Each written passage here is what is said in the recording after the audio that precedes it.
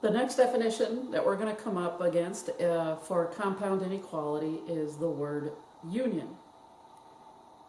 Union in math means that we want all of the elements they share, whether it is common or not. Union is denoted by the word or in math, which is different than the English word or. Please understand that. So math word or is the opposite of the English word or that you use in a regular English class. And it uses this symbol here. It uses the capital U. Now I'm going to get really picky on this.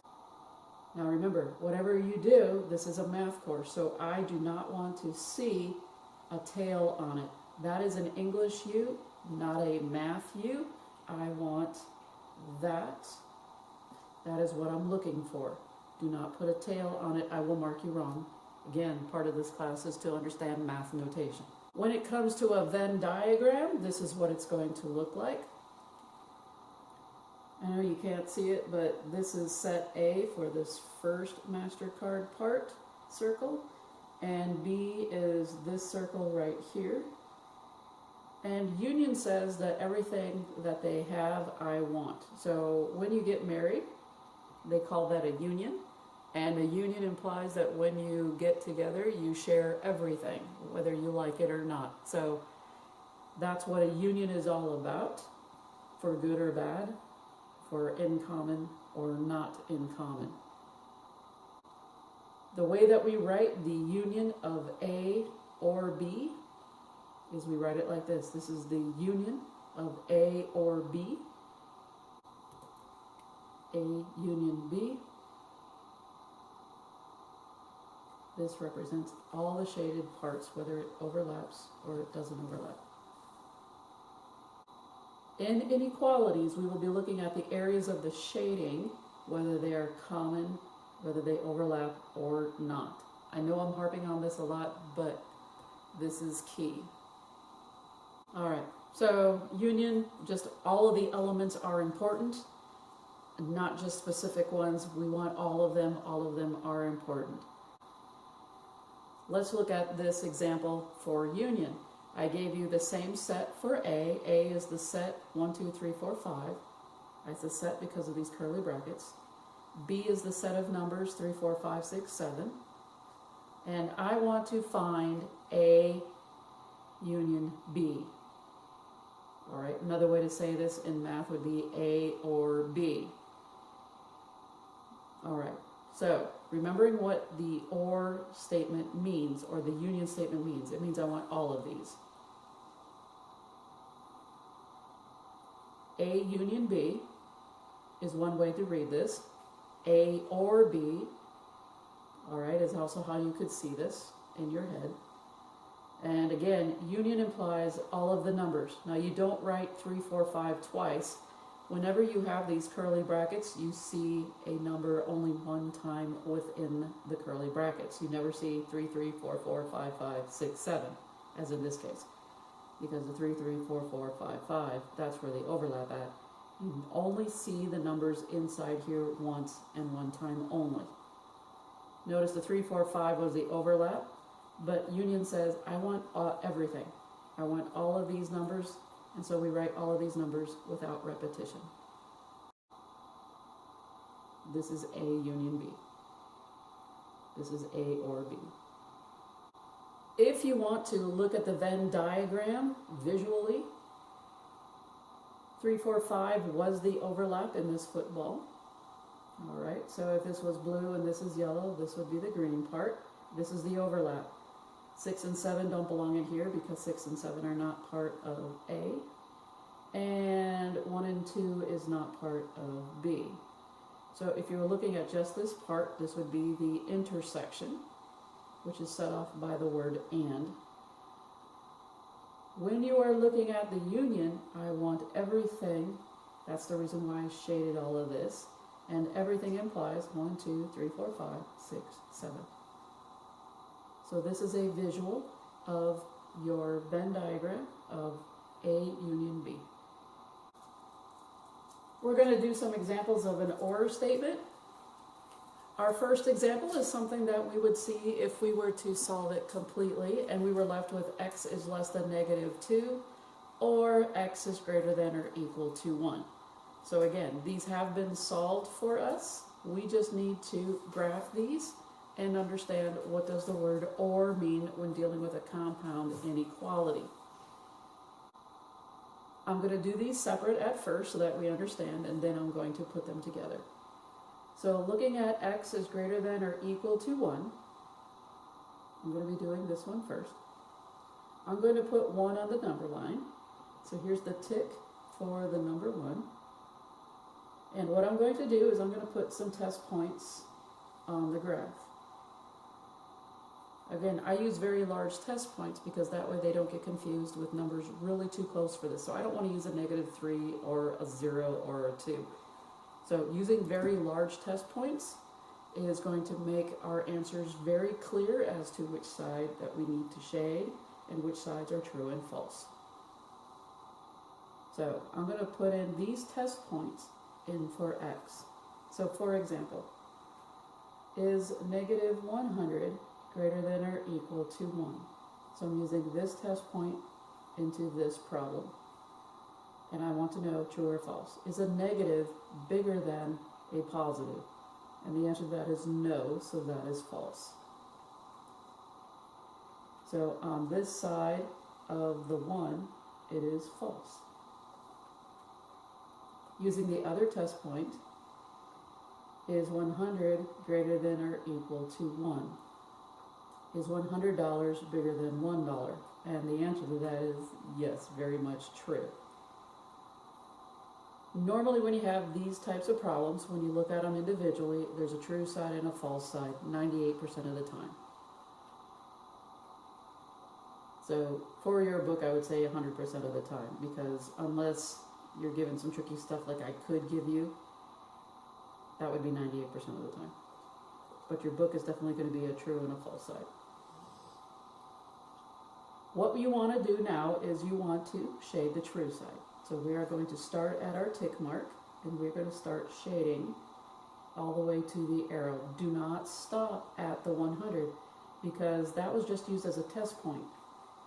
1,000 is still bigger than 1. 1 million is still bigger than 1. So we shade to the arrow. The arrow implies infinity. Million, trillion, quadrillion, quintillion, octillion, nonillion. I think you get the idea. Lots of numbers bigger than 100. Once you're done with this, the idea now is to deal with the inequality symbol. We shaded, that's fine, but I need to know what symbol to use on the graph. Greater than or equal to. Notice that I'm forming an equal sign. So if you take the greater than or equal to, and notice I'm not drawing it like this. All right, I don't want to draw it like that. I'm going to draw it so that I have a flat surface for my greater than symbol. And it actually, when you start to shade just the bottom part and the equal sign, you do form an equal sign. That equal sign can be formed on your tick. There you go, there's the equal sign, and it forms a bracket for your graph.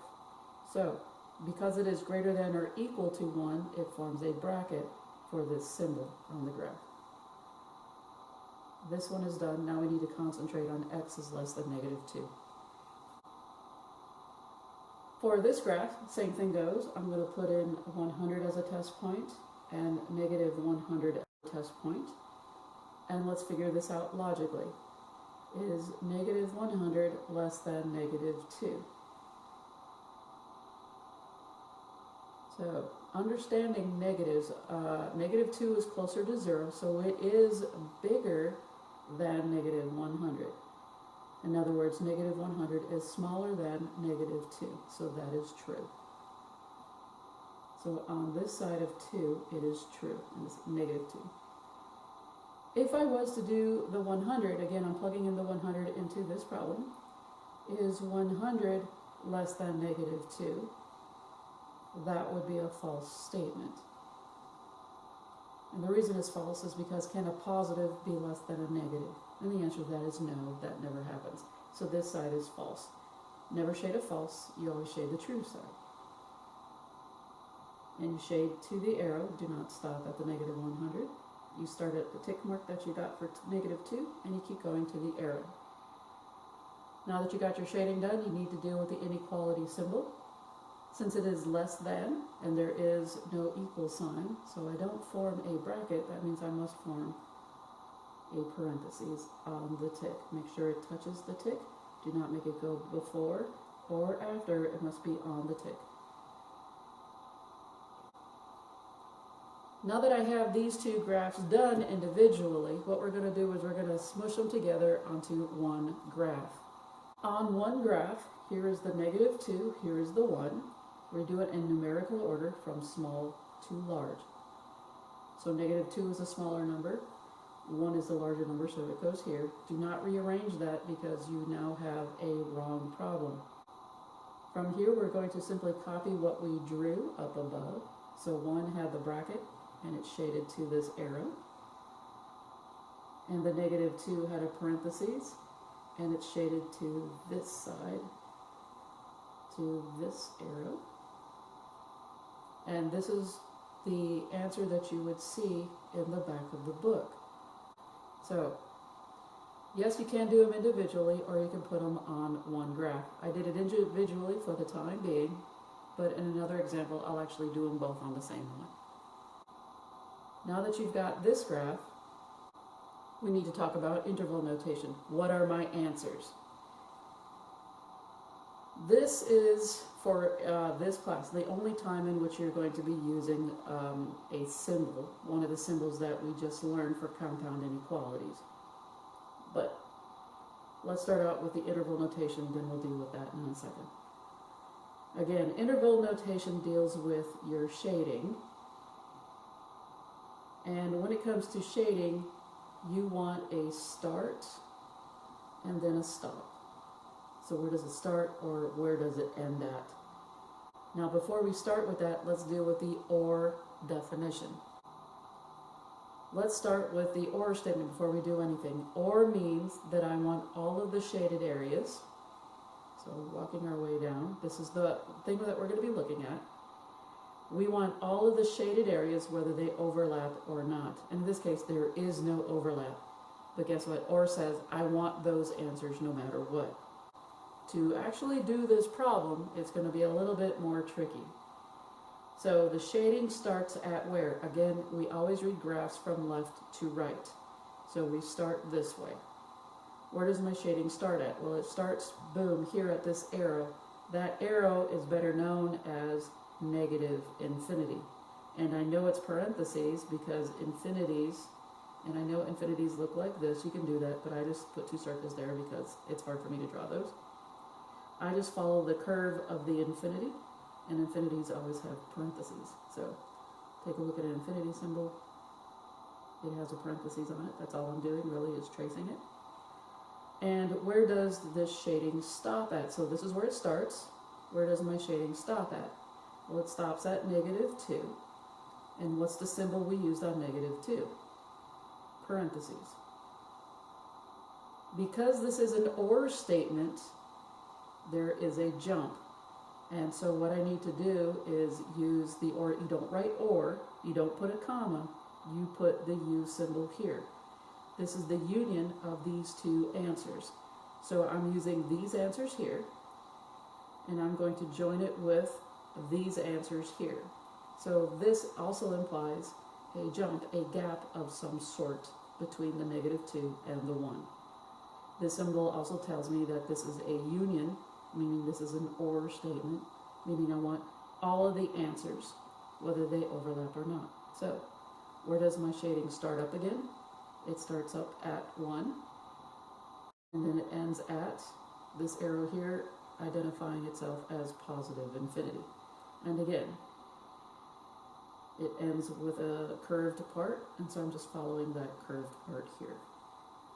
So there was no overlap, but an OR statement says I don't care if they overlap or not. I want everything that was shaded. In order to denote this gap here, where there is no shading, that's why we put the union symbol here. This is our final answer for interval notation. These are all the answers that I want. Let's look at a new example.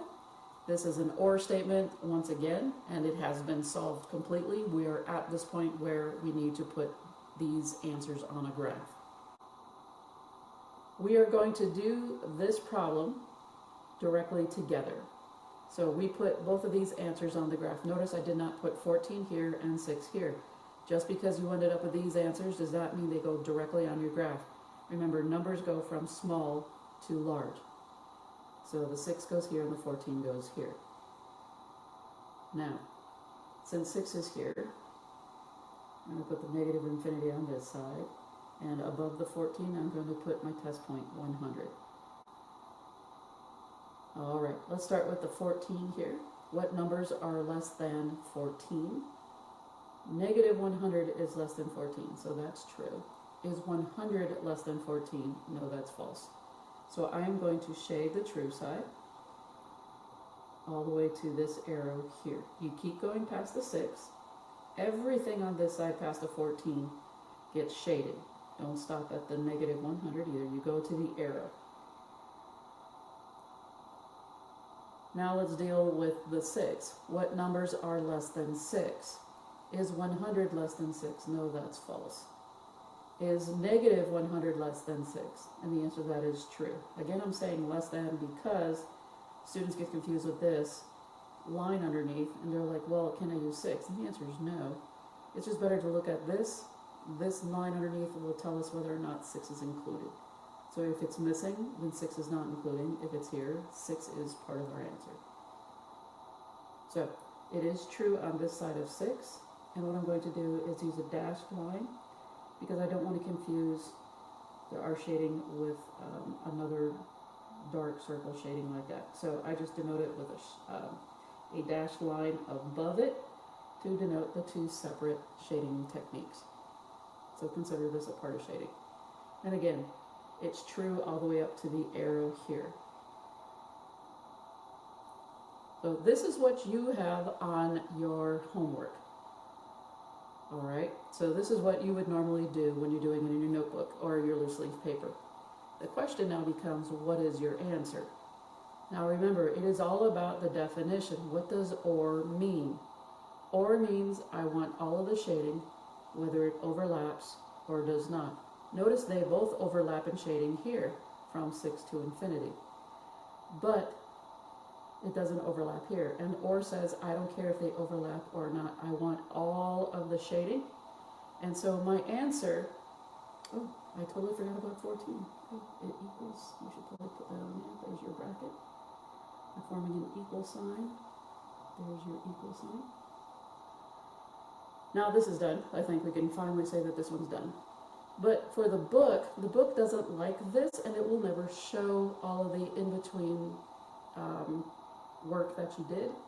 The book is going to show the following. Since OR says I want all of it, then what I'm going to do is really, where does all of it start at? Well, it starts at infinity, but where does my shading stop at? It stops at 14. And it uses the same symbol that you used on your graph. And it wants all of this. So the shading stops at 14. The reason why we stop at 14 and not 6 is because of the word OR. Again, OR says I want all of the shading. I don't care where it's at, I want all of it. Now, a lovely little hint for you guys as well when dealing with this problem. A lot of students always think that they must be in opposite directions to be an OR. I just proved that it does not have to. So ORs and ANDs, when it comes to a compound inequality, can act all funky. Right now, for your class, the only time that you're going to use a symbol is when you're dealing with an OR statement. You will only use the union for an OR statement when needed. AND statements for this class never use an AND symbol. I use the AND symbol for an exam. But for an OR statement, notice that I don't need to use the OR symbol because all of my shading is put together and not separated like the previous example. When it comes to interval notation, we're going to look at our final answer, whether it's the book one or the one if you understand completely that this is your answer. Our interval notation is where does our shading start at, and it starts at negative infinity. And where does your answer end at? It ends at 14. The good news is the 14 has a bracket, so just follow that. The infinity, one more time, just follow the infinity symbol. Parentheses. And voila. This is your interval notation. These are all of your answers. And 14 is a part of the solution because your answer can equal the number 14. So from negative infinity up to and including the number 14. That is your interval notation. These are your answers. We are done. Let's look at this new example. Now, instead of being given the final answer, we're going to have to work for it. Notice that I have this inequality with the word OR, and the OR implies that this is a compound inequality. And we have another one. So a compound inequality, two inequalities that are matched together using the word or and. What does the word OR stand for us when we deal with this problem? It's all of the shaded areas. So it's nice to always write yourself a note to remember what we're dealing with here. Just in case you can't see it, there it goes. This problem does not have parentheses, but this one does. So we are going to have to distribute that lovely 2 to both the 3 and the minus m. Over here, what I'm going to have to do is get the m by itself. So right now, I want the 4m by itself, so that means I'm going to have to move the minus 7. So I'm going to have to add 7 to both sides. So I'm going to add 7 to both sides here. And I'm going to distribute the 2 over here on this side. So I have 2 times 3 is 6. Drop the minus sign. 2 times m is greater than 6. This side is done. And over here we have 4m is greater than or equal to negative 8. Negative 15 plus 7. 15 minus 7 is 8. Keep the negative because the 15 is the larger number. On this side, what I'm going to do is I want the minus 2m by itself. So that means that 6 must move to the other side. So I'm going to subtract the 6 on that side. 6 minus 6 is 0. And 6 minus 6 is 0. On this side, because this does become the number 0, because there's nothing left over here, you do have to write 0. Over here, because this is 0 over here with a minus 2m, I don't need to write 0 there, but you're more than welcome to if you want to. On this side of this inequality, this is 4 times m. What is the opposite of times? Divide. So I'm going to divide both sides by 4. So 4 divided by 4 will become 1. Negative 8 divided by 4 will become a negative 2. I divided by a positive, so this sign does not change direction. It stays and remains the same. I have negative 2m is now greater than 0. So if it drops off and there is nothing left, you do have to write the number 0. If you have stuff on this side and something becomes 0, you don't need to write it. But if you want to write 0 here, you can. That is perfectly fine. That's up to you. This left-hand side is done. This right-hand side is not. I need to get m here completely by itself. And I'm not going to add 2. Remember and understand, this is negative 2 times m. What is the opposite of times? What is it doing to the variable? It is multiplying, so I'm going to have to divide by 2. In this case, a negative 2. Now, I'm going to divide by a negative 2. There are 2 reasons why I starred this one, because a lot of students start to freak out right about now. First off, I divided by a negative. When you multiply or divide by a negative, the given sign changes direction. So this is going to, as some students say, it's going to flip. All right. The other thing I want to concentrate on is, what is this answer? If you leave it as 0 over negative 2, that is telling your teacher and I that guess what? You don't know what the answer to this is. You don't know if it's undefined or 0. This is always lovely. And will I mark you wrong? Yes, I will mark you wrong if you don't figure this out. So what is our final answer to this one? If 0 is on top and 2 is, let's just say the number or the letter K, it is okay for 0 to be on top, so our answer will be the number 0.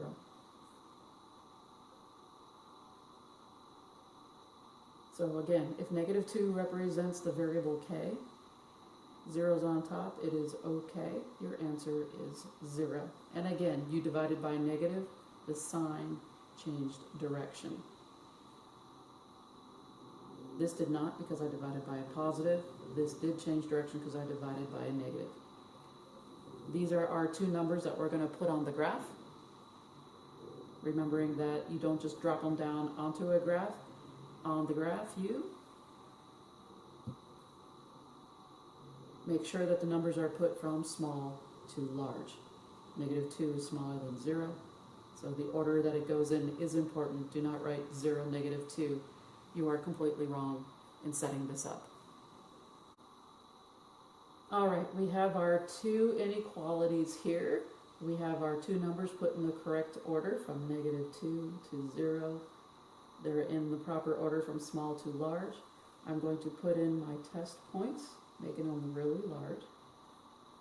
And I'm going to put these test points in for M to help me determine which side of the numbers to shade. Starting out with a negative 2. Is 100 bigger than negative 2? Yes, that is true. 100 is bigger than negative 2. If you need to write it down so you can visually see it, by all means do so. Is negative 100 bigger than negative 2? This is why I use a negative. If I did a negative 1 and I did a negative 3, a lot of students all of a sudden get really confused because they're too close together. Using the number negative 100 really helps in making a difference in determining which side is large, which side is small. Now the number that is furthest away from 0 is the smallest when it comes to the left-hand side of negative 2. So, is negative 100 bigger than negative 2? The answer is no. It is further away from 0. That means 2 is the larger number. So this side is false. So we are going to shade the true side. And if you just get a true, you can go straight to shading it. You don't even have to worry. I'm just making sure you guys understand how I'm getting true and false and why I'm shading the way that I'm shading. I do have a greater than or equal to. Notice you can form that equal sign, so my tick will form the bracket and the equal sign on it. This problem is done on the graph. Now it is time to work with the 0. I have M is less than 0. Again, I'm plugging in these test values in for M. Is negative 100 less than 0? That's true. Is 100 less than 0? That is false. So what I'm going to do is I'm going to end up shading. It's going to be a little bit difficult, but let's see what we can do here. I'm going to shade the true side of the 0. And the true side means everything. You kind of have to ignore the shading part. I'm going to shade all the way over here. So I shaded the true part of 0, which is all of the left-hand side. This side is false, so there was no shading on the right-hand side of 0. 0 uses a parentheses because there is no equal sign, and again you put it on the tick mark. Now we have to remember that this was an OR statement, meaning that I want all of the shaded areas. So this is nice, but this is a little confusing, so let's see what our book will do. Now we're going to actually make the notation for our book. Where did the shading start at? Remembering that OR means all shaded areas. That's all the OR means, all the shaded areas. So we started at here at negative infinity. We do have an overlap here, and then the continuing of the shading on this side, all the way to this arrow. So where did the shading start at? Started here, kept going, kept going. So your book is going to show this answer. In other words, the entire number line is going to be shaded. No numbers will be shown in the back of the book. It will just show a little piece, all shaded, and that's it. What does the interval notation look like? Well, this is the cool part. You shaded from what is the name of this arrow here called? That is called negative infinity. Where does the shading stop at? Well, it stops at this arrow called positive infinity. What type of symbols do you use for this? Bracket or parentheses? Well, you follow the infinity symbol. Remember the infinity symbol like this, so you follow that. The end of this infinity symbol looks like a parentheses, so you do that. This is what you will use. You can also use the notation double stroke R. So I do an R and then I just put an extra stroke in there. This means the same thing. It's a little faster, and this is what I'm going to use in class. Both represent the same thing, whichever one you want to use, but again, this is what the book is going to use. So what does this imply? That any number you choose on the number line will work for both inequalities. Next example. Again, we have a compound inequality because we have two inequalities joined by the word OR. We are going to have to work this problem out some. It is not solved for A. We're going to have to solve for A. For this problem, I'm going to actually do this one first, and then I'll do this one second. So let's start off with this problem right here. I want to solve for A. Well, before I even solve for A, I need to get the 5A by itself. That means that whatever I didn't cover up, the -1 needs to move. So if I'm moving to the other side, that must mean I must use the other sign. So I'm going to be adding 1 to both sides. By adding 1 to both sides, this goes away. This is 0, so I'm just left with 5A. 9 plus 1 is 10. All right, I added, so nothing happens with my sign. The next thing that I want to do is solve for A. That means I want to get A completely by itself. I'm not going to subtract. This is 5 times A. It's not about the sign of the number, it's what is the number doing to the variable. Since it is multiplying, we are going to divide by 5. Now understand, 5 is positive. The sign will not change in this problem.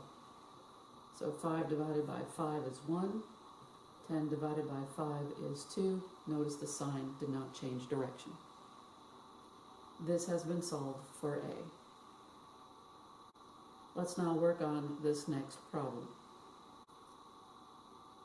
On this problem, we want to get the -3A by itself, so I'm going to cover that up. That means that this 6 has to move. It's not attached to anything, since this is a positive 6, and I want to move it to the other side. I'm going to use the other sign, which is the -6. So I'm going to subtract 6 on both sides. They're both negative, so you add them and keep the sign. When you subtract, this will not change. I have -3A is less than or equal to a -15. The sign only changes when you multiply or divide by a negative. I only subtracted. That does not count. Once I got to here, again, just add these and keep the sign. I now need to get this A by itself. That means that this -3 has to move. And no, I'm not going to add 3. Remember, this is -3 times A. What is the opposite of times? Well, it's divide. I'm going to divide both sides by a -3. Aha, let's star this for a second. Since I'm dividing by a negative, this sign will change direction. So for most of you, it will flip. What is a negative divided by a negative? Makes a plus sign. So a negative divided by a negative is positive. So we have a couple things going on, a sign change, and also this inequality will change direction. So we have A is now greater than or equal to 5. 15 divided by 3 is 5. Here are both our answers. We now have to put this on the graph and start shading. The numbers, remember when you put it on a number line, it goes from small to large. So the order that it comes in right now is fine, but always double check yourself. Here is our number line. Here is 2. 2 is smaller to 5. Remember, it goes from small to large. So the order is good right here. Let's start with this one. And it doesn't matter which one you start with as long as you get them both done. I'll put my test values in. I put my test values in. Now I moved them up so it's a little bit easier for me to shade down below. Again, these are just test points. That's all they are, is to help me get that true or false. So let's do this mentally. Is 100 bigger than 2? Or you can go backwards. Is 2 less than 100? That is true. Is 2 less than negative 100? Can a positive be less than a negative? The answer to that is no, that is false. So we're going to be shading the true side of 2. And again, it goes all the way to the arrow. Don't stop at 5. Don't stop at your test value. You keep going to the arrow. What symbol do I use on the number 2? This does not have an equal sign, so this means a parentheses. So I can't build a bracket. This one is done. Now we're going to work on the 5. A is greater than or equal to 5. Let's try a number here. Is 100 greater than 5? The answer to that is, yeah, that's true. Now, could you stop here? Yes, you can go straight to shading and go, I'm going to shade, just call it good. Awesome. So we call it good. If you wanted to double check, is negative 100, and again, you can write it down, is negative 100 greater than or equal to 5? And the answer to that is false. So we did do a good job. We're here. Now, once you've got the shading done, okay, so we shaded this way. Question is, what symbol do I use on the 5? Well, on the 5, it is greater than or, remember, it's equal to, so it forms an equal sign on my tick mark on the 5. Putting that equal sign in actually gives me what? Gives me a bracket. So I am shading this way. This is nice, but if we want to see what the back of the book looks like, the book is going to give you the number line. It's a little sloppy, but that's all right. So here's your number line. I'm not doing anything, I'm just drawing it for a second. And what the book is going to do is clarify this a little bit, because this looks a little messy. And remember how this works. We are dealing with an OR statement, which means we want all the shading, or all the shaded areas. Since we want all of the shaded areas, look at the graph that you made. Where does the shading start at? And it starts at 2. And 2 had a bracket, so you can just go straight to the bracket. There is the 2. Where does the shading stop at? And again, it's all shaded areas, so whether it overlaps or not, I don't care. It is all of this. So what does that mean? It's shaded all the way to the end of the arrow. And to make it a little more out there so you can see it, there's my arrow. I shaded all the way over here. So this is what the book is going to show you, just the number 2. 5 is incorporated in here, because this is 2, 3, 4, 5, and everything in between, all the way up to the very arrow. This is what your book will show. When it comes to interval notation, which means that we are writing a basic shortcut notation for our answer, where does our shading start at? It starts at the number 2, and the number 2 had a parentheses. Where does our shading stop at? We'll stop at this arrow, and what does that arrow represent? It represented positive infinity. And again, you follow the infinity symbol, which has a parentheses, and so you use a parentheses on there. So this notation means all of the numbers between 2 to infinity. And this parentheses means that 2 is not part of the answer. So what we have to do is write, well, it starts at 2 but does not include the number 2. This is our final answer to this problem.